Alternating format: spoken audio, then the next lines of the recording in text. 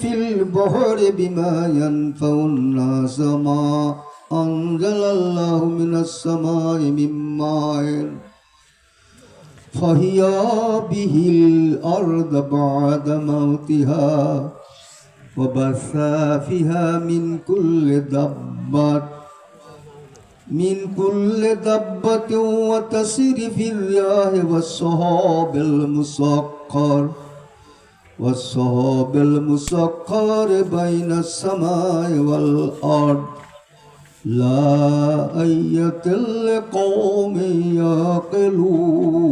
يعقلون صدق الله المولانا العلي العظيم وصدق رسوله النبي الكريم بسم الله الرحمن الرحيم إن الله وملائكته يصلون على النبي يا أيها الذين آمنوا صلوا عليه وسلموا تسليما اللهم صل على سيدنا مولانا محمد وعلى آل سيدنا مولانا محمد يا نبي سلام عليك يا رسول سلام عليك يا حبيب سلام عليك صلوات الله عليك سيد على محمد صاحب طه محمد اے صاحب طه محمد صلوات الله عليك يا نبي سلام عليك يا رسول سلام عليك يا حبيب سلام عليك صلوات الله عليك তুমি যে নূরে নবী নিখিলের ধ্যানে রসবি তুমি না এলে দুনিয়ায় অধারে ডুবি তো সবই ইয়া নবী সালামু আলাইকা ইয়া রাসূল সালামু আলাইকা ইয়া হাবিব সালামু আলাইকা সালাওয়াতুল্লাহ আলাইকা ইয়া রাব্বি সাল্লি ওয়া সাল্লিম দাইমান আবাদা আলা নবিকা খায়রে খালকি কুল্লিহিম ভেজায় রব্বের দরুদ ও সালাম বরগুজিদা নবী पर अपनी मुदाम सल्लिमु या कौम बाल सल्लु अला सदर आमीन मुस्तफा मा जाइल्ला रहमतल लिल आलमीन बलगल उला बिकमालिही वशफत दुजा बेजमालिही हसनत जमियो खिसालिही सल्लु अलैहि वालिही। प्यारे हाजिरीन, আজকের এই পবিত্র মাহফিলে জিক্রুল্লাহ ও মাহফিল মিলাদুন নবী সাল্লাল্লাহু আলাইহি সাল্লামের সম্মানিত সর্বাঙ্গ সুন্দর শ্রদ্ধার প্রাপক দরবারে খাজা বাড়িয়ার কেন্দ্রীয় নিচিন্তা দরবার শরীফের সজ্জাদানশীন গদ্দিনশীন হযরত আল্লাহ শাহজাদা মোহাম্মদ ইয়াহইয়া মুদ্দাজিলুল আলী কদম মোবারক শ্রদ্ধা ভক্তি নিবেদন রেখেই কথাটা বলছি। আমি ধরুন সেই মাগরিব থেকেই আপনাদের সঙ্গে আছি। সবাই যারা কাছে বলেছেন কিছু না কিছু কথা আমার হৃদয় গাথা আছে। তা আমি আসলে একটু ব্যতিক্রম মানুষ, আমি আসলে একটি ব্যতিক্রম। আমি যে কত অপরাধী, আপনাদের দোয়ার বরকাতে আমার অপরাধটাকে, আমার দোষটাকে, আমার গুণহীনতাটাকে, আমার বদনসিব সম্পর্কে আমার ধারণা আছে আপনাদের দোয়ার বরকতে। সেজন্য আমি জানি যে আমি কত ব্যর্থ। তবে ওই কথাটাই আমি বলেই নিলাম যে আমি আপনাদের সকলের থেকে একেবারে নিম্নতম স্থানের একটা কীট মাত্র। কাজে আমার যে অভ্যাস এটা বলেই যাব। এই দেখেন, অনেক কথা বলছেন, আমি কারো রেফারেন্স দিতে চাই না।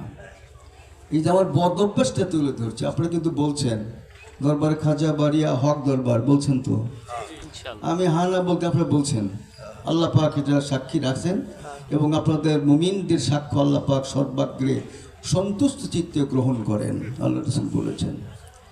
তাহলে হক দরবার যদি দাবি করেন তাহলে তো বোধহয় হক কথাই বলতে হবে, নাকি না হক কথা বললে হক বলা যাবে? আপনি বলতেছেন হক্কানি পীরের মুরিদ হও, বলেন না? এ কথা কি বলেন কোন সময় যে হক্কানি ইমাম সাহেবের পেছনে নামাম পড়ো? তাতে বোঝা যায় খালি পীর সাহেবের হক লেখো, ইমাম সাহেবের বোধ হক লেখো না। আসলে কি তাই হয়? তাহলে দেখেন আমি যে কত বড় মুখ ফোড়া, আমি যে কত বড় সন্ন ছাড়া, এ দরবারের যে কত বড় একটা বদনাম, এই এখনই আমি প্রমাণ করে দিচ্ছি। দেখুন এখানে তো সবাই বলছেন আলেম ওলামা মুফতি ফকি পিএইচডি ডিগ্রি হোল্ডার প্রফেসর অধ্যক্ষ অনেকে আছেন। দেখেন তো দোয়াগো শাহজাদা মোহাম্মদ ইয়া চিশতি আছে না? তারপর দেখেন তো M full stop, M full stop, তারপরে এম ফুল স্টপ কমা। এই ব্যাকরণ আমাকে শিখে দিতে হবে আজকে এখানে। এই শিখা না দেওয়া আমি এখানে যাবো না। আবু জাহাঙ্গীর ওইটাই দোষ। আবু জাহাঙ্গীর চেষ্টা করেছে সারা জীবন বুকের রক্ত ঢেলে দিয়ে, কারো তোয়াক্কা করে নেই কোনোদিন। শাহজাদা মোহাম্মদ ইয়া আন্তর্জাতিক ক্ষেত্রে দরবারে খাজা বাড়িয়ার পতাকা বিশ্ব দরবারে গগন চুম্বি করে উড্ডীন করে রাখবে, ওই চেষ্টাই আমি করেছি। নিজের জীবনে কোনোদিন কিছু করতে চাই নাই।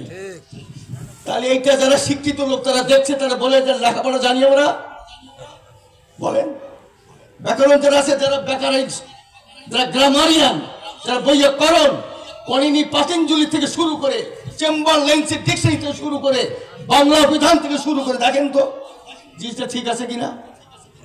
এই কথাটা আমি বলি। তা আমি গুনাহগার, আপনাদের কাছে ক্ষমাই চাই। আসাকেতো আনিল হক ফাহুয়া মিন শায়তানির আকরাস। আল্লাহর নবী বলেছেন যে ব্যক্তি হক কথা বলে না, হক কাজ করে না, সে হচ্ছে বোবা শয়তান। আমি সারা পৃথিবী চ্যালেঞ্জ দিচ্ছি, আপনাদের মুফতি সাহেব এখানে আছেন, আমার হযরত কিবলা কাবা শাহজাদা মোহাম্মদ ইয়া মুদ্দাজিলুল আলীর পবিত্রতার বাইয়াতে তার কদম মোবারক চুম্বন দিয়ে যারা মুক্তি হয়েছেন তারা এখানে অনেকেই আছেন। তাদেরকে ফতোয়াটা জিজ্ঞাসা করেন তো এই হাদিসটা আমি মিথ্যা বলছি কিনা। আল্লাহ তো পরিষ্কার বলে দিচ্ছেন, ও যে আপনি বললেন ও কুনু মাস সাদিকিন, খাঁটি সত্যবাদীদের সঙ্গে থাকো। তে সত্যবাদী মুখে বললাম আমি সত্যবাদী, কাজটা করলাম মিথ্যাবাদী, আমাকে কেউ সত্যবাদী বলবে না। কাজী বক্তৃতার মঞ্চে অনেক কথা বলা যায়, বাস্তব ক্ষেত্রে অত সোজা না। সারাদিন সকালে ফজর নামাজ পড়ে থেকে খালি আপনার মাকে বলেন আম্মা জান আম্মা জান, আমার আব্বা জানের মতো আম্মা আব্বা পৃথিবীতে একটাও নাই, এই কথা বলতে থাকেন। মা খক খক করে কাশতেছে, বাবা কুজুহা হাঁটতেছে, এক ফোঁটা ওষুধ এনে দেন না, বাজার করে দুটো আম ফল এনে খিলান না, কিন্তু সারাদিন করতেছেন আব্বা যান কেবলা কাবা, আম্মা যান কেবলা কাবা। বলেন তো এবার বাপ্পা খুব খুশি হবো? আপনি কি তা গাল ফাটছেন? আবু জাহাঙ্গীর এই কথাটি বলছে, এই কথাটি বলে তোমার মতো আম্মা জান করা লাগবো না, মায়ের হাত পা টিপে দাও, মাথা ধুয়ে দাও, বাবার কাপড়টা কেচে দাও, ওষুধ এনে খিলাও, মাথার পাক দাও, লেপ দিয়ে তাকে ঘুম পাড়াও, মন্ত্র থেকে এমনি দোয়া আসবে, তাই না? আবু জাহাঙ্গীর জীবনে কোনোদিন চেষ্টা করে নাই। একটা ব্যাংকে চাকরি করেছি, অ্যাসিস্ট্যান্ট জেনারেল ম্যানেজার পদে পদোন্নতি পেয়েছি, আমার আন্ডারে যা চাকরি করছে তারা শোরুমের ম্যানেজিং ডিরেক্টর হয়েছে, এখন সামনে গেলে ক্লাব তো উঠে দাঁড়া স্যালুট করে। আবু জাহাঙ্গীর একটা ভাঙ্গা খাটের বসিয়া থাকে, এটি আমার চিত্তের সবচেয়ে বড় প্রবৃত্তির বহিঃপ্রকাশ। কাজেই যদি এই দরবারের যে বলছে, আমার মহিদুল বলেছে, অত্যন্ত স্নেহপুষ্ট তো, ওরা অনেক কথাই বলে থাকে, যদি আমি তার কিছু ধারে কাছে যাই না। 1986 সালে খাজা শামসুল হুদা কুদ্দুসুল আজিজ এই দায়িত্বটা কেন দিয়েছিলেন? তখন আল্লামা সাজাদা ইয়াহিয়া মুদ্দুল বয়স কত ছিল? তার যে 16 সদস্য বিশিষ্ট উপদেষ্টা কমিটি গঠন করে দিয়েছিলেন, লিখিত আকারে সব লিটারেচার আমার কাছে আছে। আমি তারই সামনে বলছি, হযরত কিবলা কাবা আপনাদের সামনে আছেন, তাকে জিজ্ঞাসা করেন আমি কত বড় মিথ্যাবাদী। আমাকে বলা হয়েছিল, বাবা আপনি রাখেন, আপনি উপদেষ্টা কমিটির সভাপতি। আমি বলেছিলাম, বাবা এটা হওয়া যায় না। কেন? আমি চাই গদ্দিন সিং কেবলার জন্য একটাই চেয়ার থাকবে, ওখানে দ্বিতীয় কোনো চেয়ার থাকবে না। সভাপতি হলে তাকে চেয়ার অবশ্যই দিতে হবে। বাংলাদেশের মহামান্য রাষ্ট্রপতি, সুপ্রিম কোর্টের মহামান্য প্রধান বিচারপতি যদি আসেন যে কোনো মাহফিলে, যদি সেখানে সভাপতি থাকে, ওই সভাপতি যদি একজন দিন মজুরও হন, ওই সভাপতির চেয়ারটা আগে দিতে হবে, তারপরে তার জন্য আপনি যত চেয়ার সাথে সাজাবেন।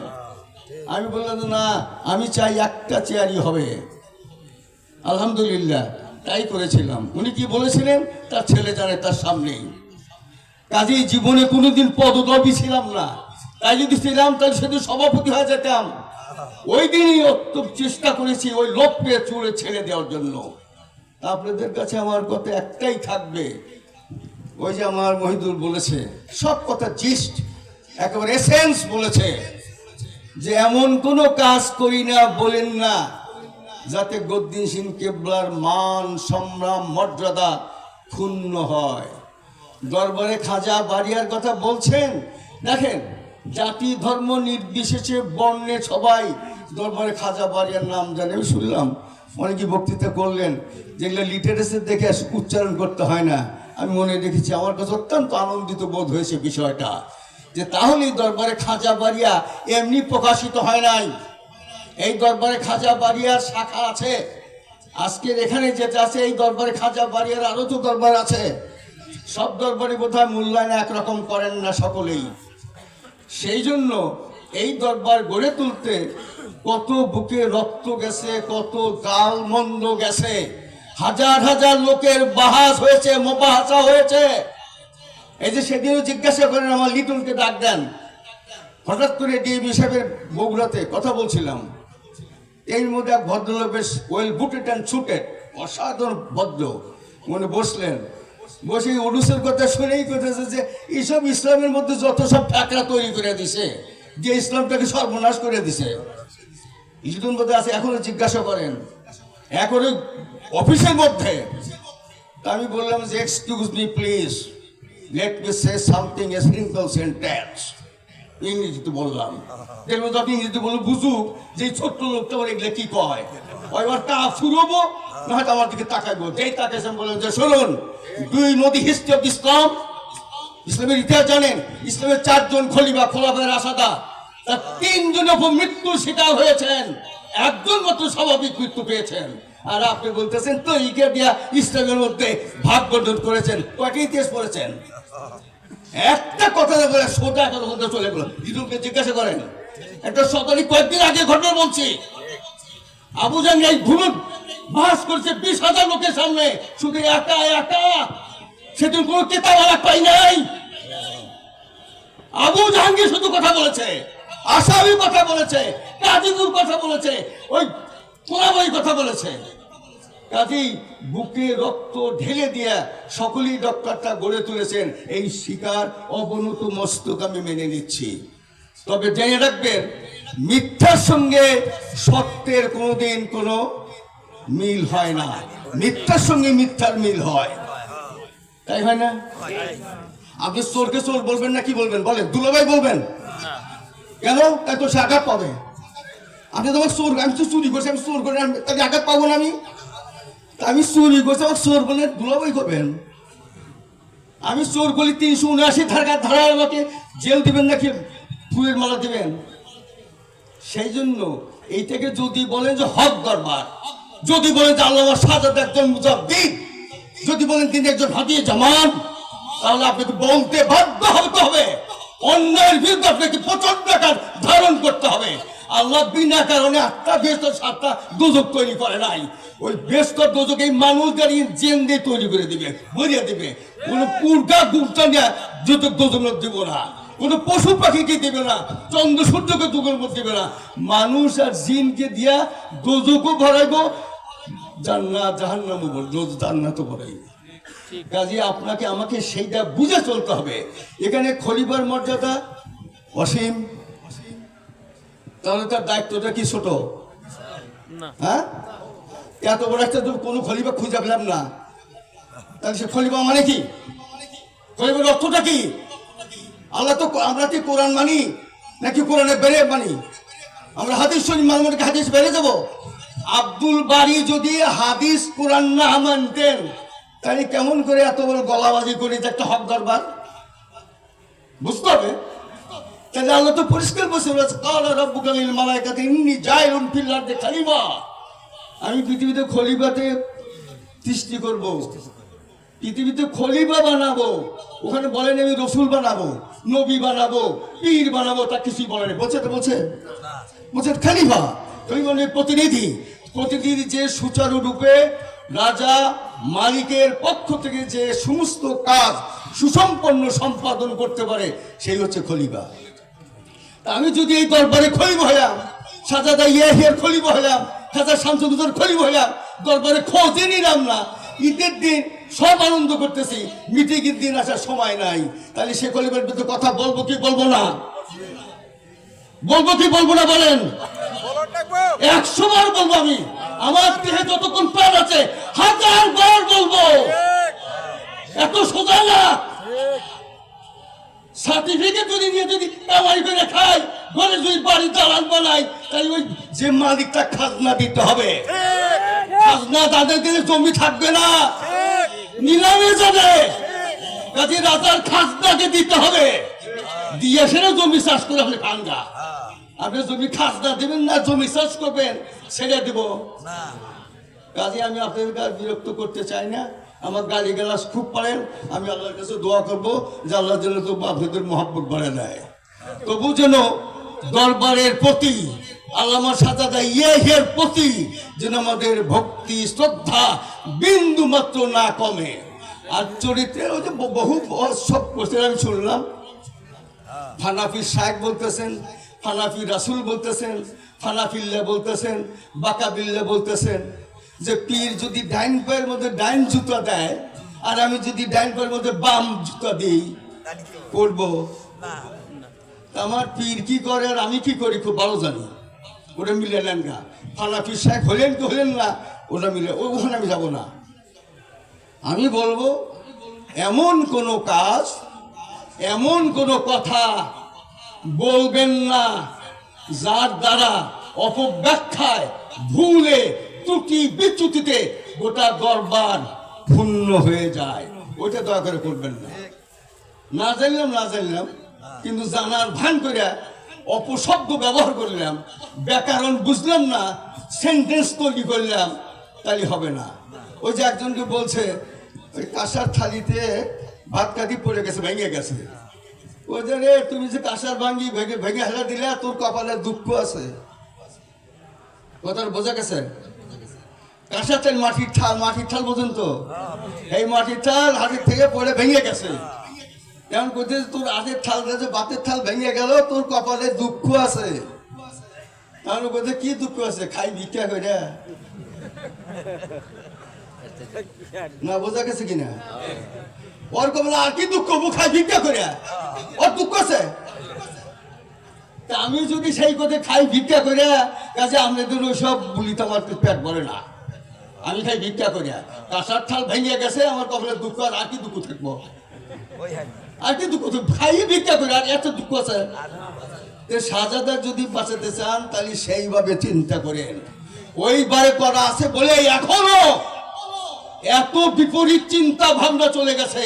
এখন আল্লাহর মধ্যে আপনাদের নেক দোয়ার বরকতে, আপনাদের সকলের শুভ কামনায় আল্লাহ পাক সেটা মঞ্জুর করে এখন এই দরবারকে একেবারে নিরপেক্ষ রেখেছে। সকল ধর্ম বর্ণের লোকজন এই দরবারে আসে যায়, তারা সবসময় দরবারকে ভালোবাসে। দেখেছেন তো প্রমাণ? প্রমাণ দেখেন নাই? ওই যে কিছুক্ষণ আগে তো একজন বলবো, আমি সব শুনেছি, অমুক জায়গায় আক্রমণ হয় না, অমুক অমুক খায়, আমি নাম করে চাইতেছি না, এগুলো আক্রমণ না, কিন্তু মাজারে আক্রমণ হয়েছে। আমি আবার বলি যে সে কথাটা কি ঠিক?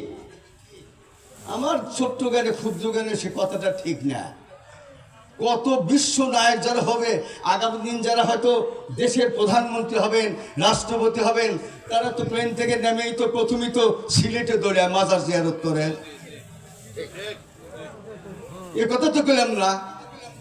এই বাংলাদেশের নির্বাচন আমি দেখেছি একেবারে 1954 সালের থেকে, তখন আমার 8 বছর বয়স, এখন আমার 80 বছর বয়স চলতেছে। আল্লাহর মর্জি, সব নির্বাচন দেখেছি। যত নির্বাচনই হোক, আগে তো যা হয় সিলেটে যায়, না চিটাগাং যায়, না হয় মহাস্থান যায়, আল্লাহর ওলিদের দরবারে তো মাঝে তো জিয়ারত করে। হ্যাঁ, তাহলে যদি জিয়ারত তারা নাই করতো, ওর মধ্যে যদি আল্লাহর ওলি না থাকতো, তাহলে কি জিয়ারত করতো? তাহলে প্রশ্নটা হচ্ছে, মাজারের মধ্যে আল্লাহর ওলি আছে নাকি কুত্তা শুয়েছে, সেটা দেখা লাগবো।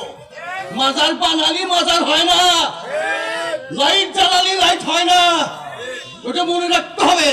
আল্লাহর ওলির মাজার লাগে না, মাজার এমনি 500 বছর 1000 বছর পরে এমনি তৈরি হয়ে যায়। যেখানে সাপ থাকে, হীরক দণ্ড, হীরক তো চেনেন? আপটির মধ্যে চাপা দিয়া 500 বছর পরে তুলে দেখবেন রবি আছে। আর একটু লোহা, এই বেশি না 3 ঘন্টা মাটির মধ্যে থুয়ে দেখেন গিয়ে মরিচা ধরে গেছে।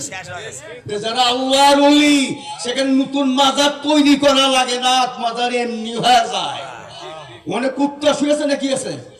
এক গুরু তার শিষ্য নিয়ে যেতেছে, শিষ্য একটা বিড়াল, পোষা বিড়াল, এই বিড়াল থাকে, যেতে যেতে যেতে যেতে এক জায়গায় যেতে রেস্ট নিতেছে, বিড়ালটা কাছ থেকে পট করে মারা গেল। বিড়ালটা মরে গেল, এখন কি করবো? দেখলো যদি মরে গেলে দুর্গন্ধ বের হয়, তারপরে একটু মাটি খুঁড়ে সাফা দিয়েও চলে গেল। গুরু কিছু কৃষকরা দেখলো, তারপর আস্তে আস্তে যা দেখা যাচ্ছে মাটি তুলে দিছে। আচ্ছা থাক, 2-3 দিন পর দেখলো যে মাটিটা ঠিকই আছে। আর একদিন দাদা ঠেলা দিল, আর একদিন একটা কুঞ্চি গেড়ে দিল, মানে একটা বাঁশ। তারপরে একদিন একটা ইট দিল। যে ইট দিল, অন্যের লোকজন যায় হুন পয়সা দেয়, মানে মাজারের মধ্যে এসে গেল হুন। দিতে দিতে দেখলো যে পয়সা পড়ে, তারপর 2 ইটে বেড়া দিল তো না, দিলে বিশাল আকারের মাজার হয়ে গেল।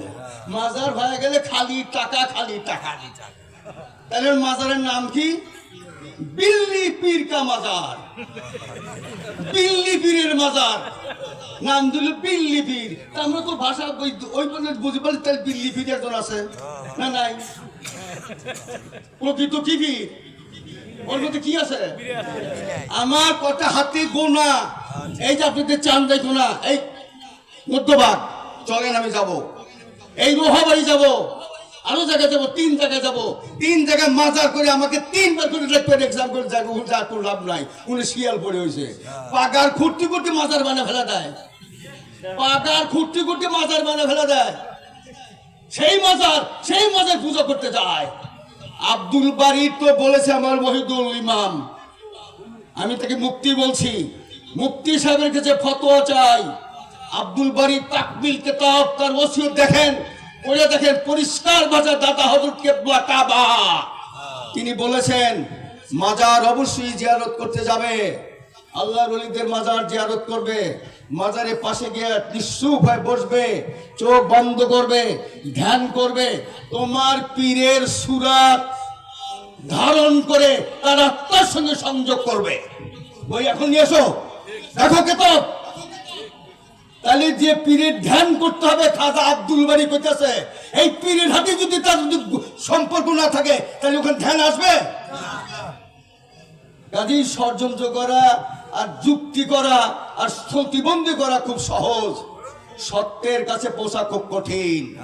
কাজী সত্যের কাছে কোথা কঠিন বলেই আজকে বিশ্বের 850 কোটি মানুষ, কত মানুষ? 850 কোটি, জাতিসংঘের লেটেস্ট সেন্সাস আমি বলে দিচ্ছি। তার মধ্যে মুসলমান কয়জন?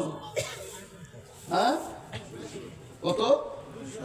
হ্যাঁ বাবা, জোড়াতালি দিয়া 200 কোটি। কি দিয়া? জোড়াতালি দিয়া 200 কোটি। আর 650 কোটি মুসলমান না।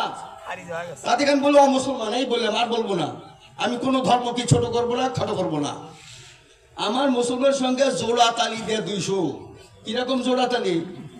গরু হারা গেছে, গরু খুঁজতেছে, একজন গরু খুঁজতেছে, মসজিদের মধ্যে গরু গেছে, তাকে ইমাম সাহেব বেঁধে তুইছে।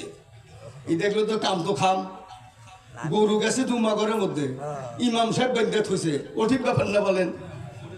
তো বুক দিয়া দিয়েছে, একটা লঠি টাটি নিয়ে যায়, ইমাম সাহেব বসে হয়েছে চেয়ার পরে, যে আসলে দুটো কথা বলে গরু দিয়ে দিব।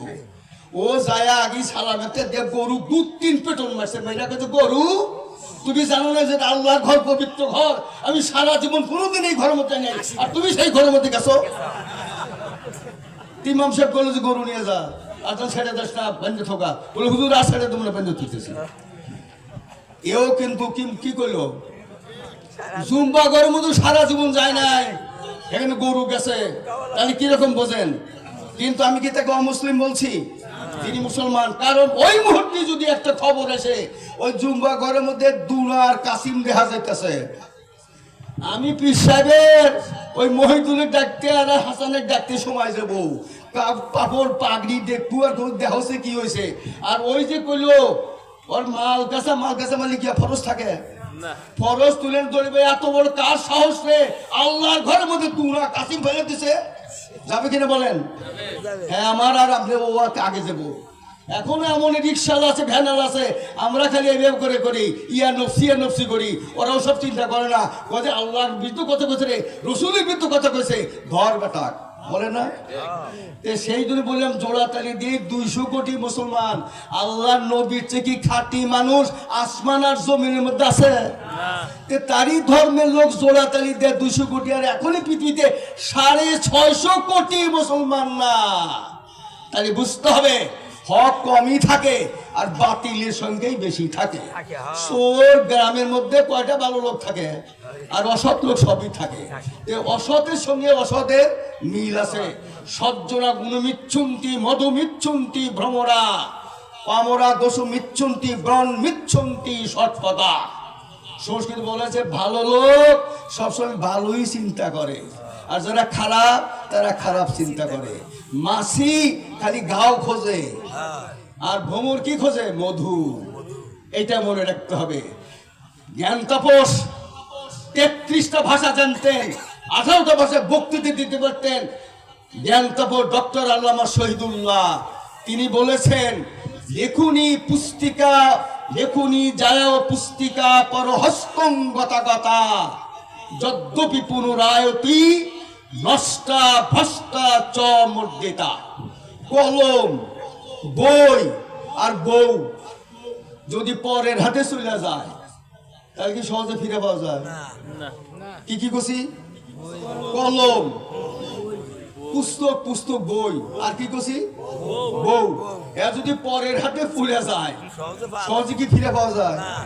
তিনি বললেন যদ্যপি পুনরায়তি, যদিও কোনো সময় ফিরে পাওয়া যায়, কলম নষ্ট হয়ে যায়। কলম আপনি যে কাটায় লিখছেন, যে নিয়ে গেছে ওই কাটায় লিখছে, কলম নষ্ট হয়ে গেছে। আর কি হয়েছে?